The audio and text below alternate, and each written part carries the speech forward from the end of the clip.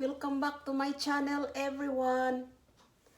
Today I will make chicken breast with mushroom, and I have here cream of chicken soup, mushroom, a quarter cup of chicken broth, salt and pepper to taste. Set that aside.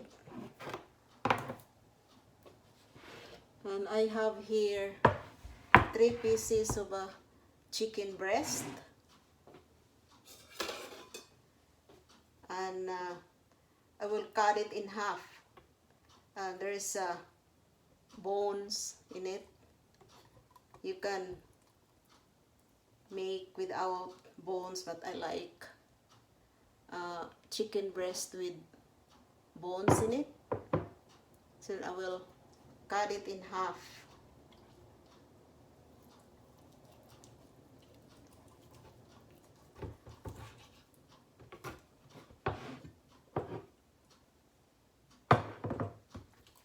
This in a dish for now.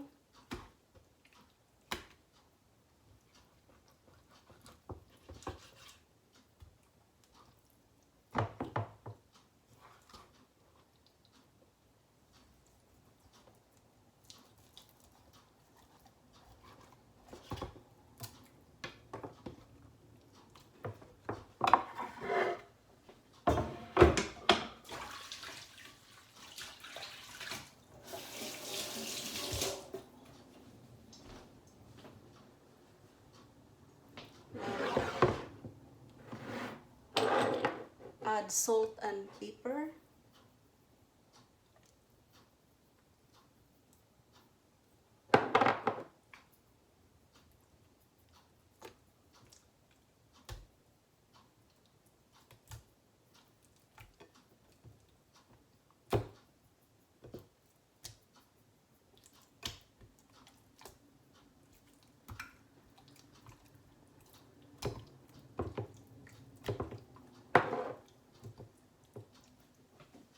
I'll put the chicken in a slow cooker.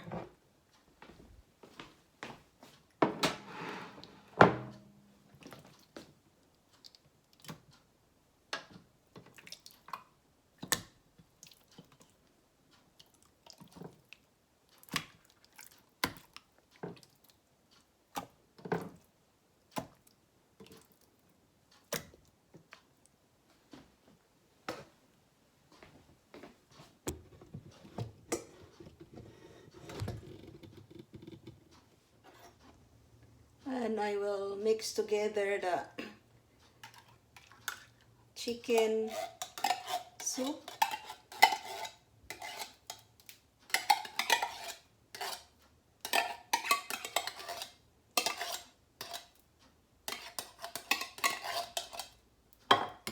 and the chicken broth.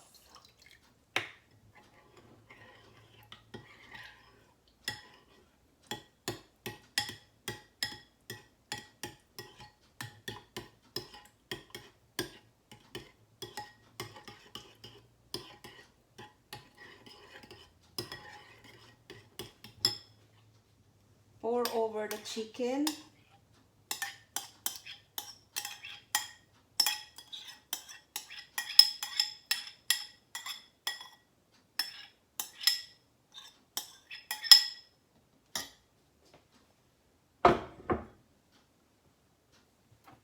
Mushroom.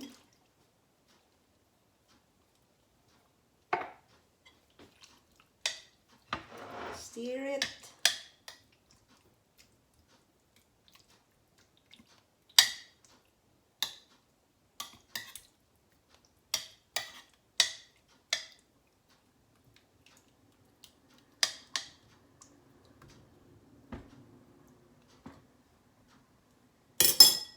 And cook it on high for 3 to 4 hours. See you in 3 hours. My chicken with mushroom gravy, I think it's ready. I will check. Look, it looks very yummy and tasty. I'm gonna have supper pretty soon.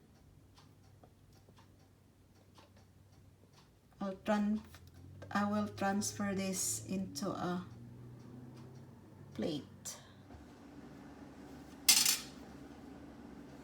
Now my supper is ready. I wanna taste my chicken.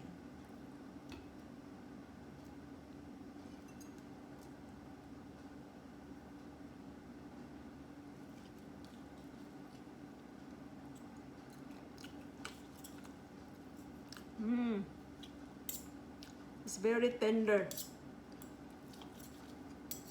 It's very tasty and delicious. And here's the gravy. Oops.